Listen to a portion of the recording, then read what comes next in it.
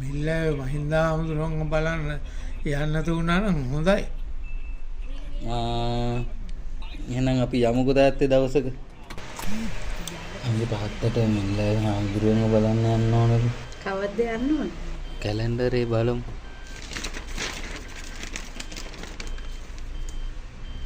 මේ අප්‍රේල් 1 වෙනිදා පෝය නේද? එදාට වගේ යමුද? හා එදාට යමු එහෙනම්. තාත්තට හාමුදුරුව බලන්න ඕන කිව්ව හින්දා අපිට පුළුවන් වෙලාවේ තාත්තව මිල්ලෑවේ හාමුදුරුව බලන්න එක්කගෙන ගියා. උඩු වෙලිය අතට දැන් නම් 5කට වැඩිය නෑලු. අනේ අම්මා ගඟේ ගිලුණත් ඔහිනාවේ වී ගිල්ල යන. ඒක නම් පුදුම චරිතයක් නේද? මේ කන්න කියන්නේ.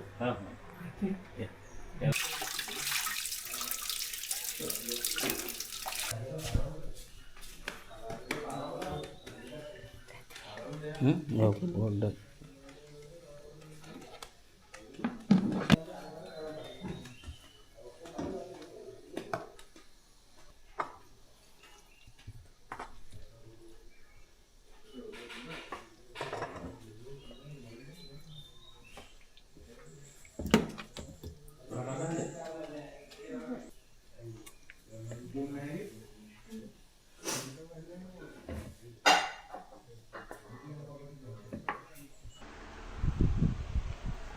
මොකද තාත්තර හැමදාම ගියාම හාමුදුරුවෝ ඔය කියන කතාව වයස මීටරේ ගැන ඒ වයස මීටරේ කියන්නේ මම දවසක් 3 දෙනෙක් එක්ක වහලයක් ගහනවා හාමුදුරුවෝ හදන ඒක ඒ වහල ගහනකොට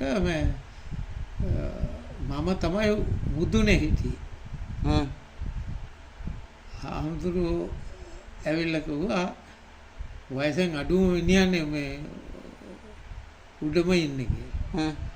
ඒ ගමන මං කිව්වා හාමුදුරුවනේ මට සිරිපාදේ එහෙම යන්න හේතුණා 18ට කරපා ගන්නවා. වෙලට යනකොට 35ට කරපා ගන්නවා. පන්සල් යනකොට 55ට විතර කරපා ගන්නවා.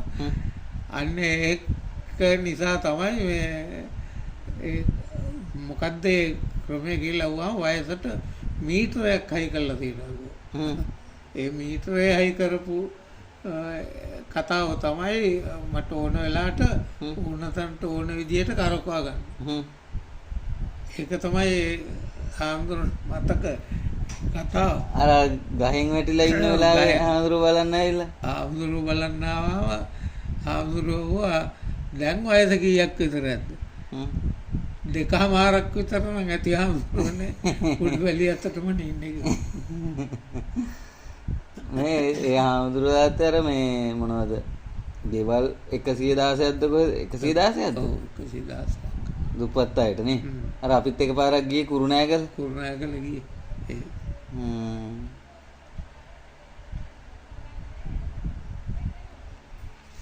අම්මා එකට අරන් ගියානේ.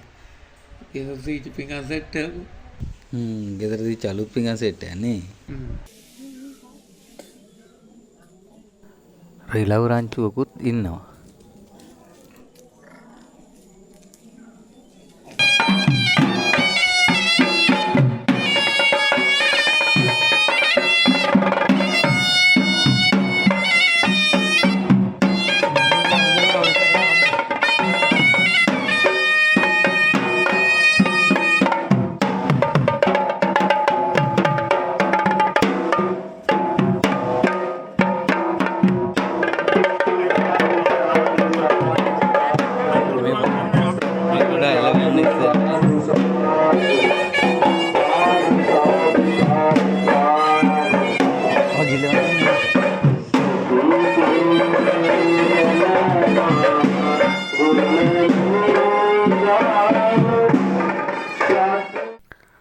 ශ්‍රී සුමනගිරි ආරණ්‍යයට ගිහිල්ලා තාත්තගේ මිල්ලෑවේ මහින්ද හාමුදුරුවෝ දකින්න තිබුණ ආශාව ඉෂ්ට කරලා හාමුදුරුවන්ගේ බලකිරීමෙන් ඊටමත් රසබර උදේ ආහාරයත් අරගෙන හාමුදුරුවෝ ධර්මදේශනයට වඩින්න කලින් මේ විදියට අපි සමුගත්තා. පොය දවසේ අපේ ගමන එතනින් ඉවර වුණේ නැහැ. තවත් ලස්සන පන්සලකට ගියා. ඒක ඊළඟ වීඩියෝ එකෙන්.